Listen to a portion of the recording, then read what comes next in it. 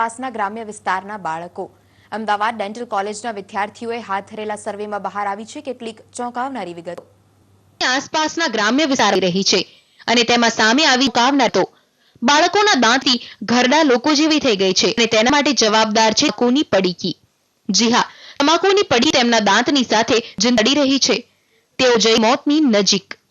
અને એમાં અમને જાણવા મળ્યું છે કે મિનિમમ છોકરાઓ 70-80 ઇન કમ્પેરિઝનથી મેક્સિમમ કન્ઝપ્શન કરતા હોય છે, ગુટકા છે, મીઠી અને દાનું, અને શરૂઆત થાય છે સોપારી ગુટકા અને છેવટે તમાકુ લેતા હોય છે એવી રીતે।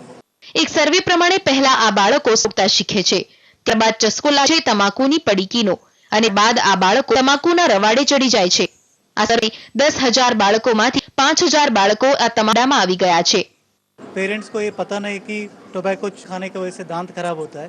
बच्चे भी सेम प्रिंसिपल में फॉलो, लोग स्कूल हैं, लोग कुछ भी मनी मिलता है खाने के लिए या ब्रेकफास्ट के लिए भी खाने के लिए, वो पैसा से बाहर मिलता है, वो गुटखा वो 2-3 बार खाने के बाद उन लोग को आदत के वजह से उन लोग खाने के वक्त रेगुलर में चला जाता है। गुटखा नाबूद नहीं કરવામાં આવે કે ગુટખાનું પ્રોડક્શન ને સેલ ને ડિસ્ટ્રીબ્યુશન નહીં કરવામાં આવે તો એપિડેમિક થવાની શક્યતા છે। અને ખાસ લોકોને જાગીને માતા પિતાનો એ જાગૃતિ કે છોકરા સોપારી કે ગુટખાના બંધનના સેવન આદિ હોય તો કોઈ વ્યસનને મુક્તિ કરીને એમાંથી વ્યસન મુક્તિને આપતું છે।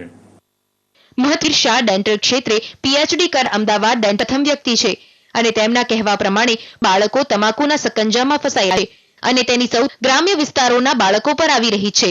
ત્યારે તમામ બાળકોને પોતાના ભરડામાં લે તે પહેલા તેના પર નિયંત્રણ જરૂરી।